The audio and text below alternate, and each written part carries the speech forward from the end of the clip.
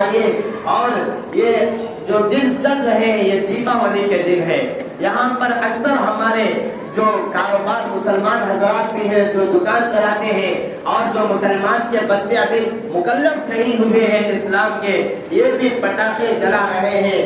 اس کی شرعی حیثیت اور شرعی مسئلہ سن لیجئے کہ کاروبار کرنا، پٹاخوں کا کاروبار کرنا جائز نہیں ہے. پٹاخوں کا کاروبار کرنا اس کا مطلب یہ ہے کہ ہم نے گناہ میں ساتھ دیا ہے. اللہ تعالیٰ صاف فرماتے ہیں وَلَا تَعَاوَنُوا عَلَى الْإِثْمِ وَالْعُدْوَانِ، نیکیوں میں ایک دوسرے کو ساتھ دو، گناہ میں ساتھ نہ دو. بازار سے ہم پٹاخے لا کر اپنے دکانوں میں رکھتے ہیں اور مسلمان بچے بآسانی اس کو خرید کر جلاتے ہیں.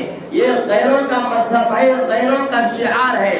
آج یہ بچے جلا رہے ہیں، ان کی پکڑ نہیں ہے، اور یہی بچے مکلف ہونے کے بعد جلائیں گے تو سارے والدین کے نامہ اعمال میں اس کا گناہ لکھا جائے گا.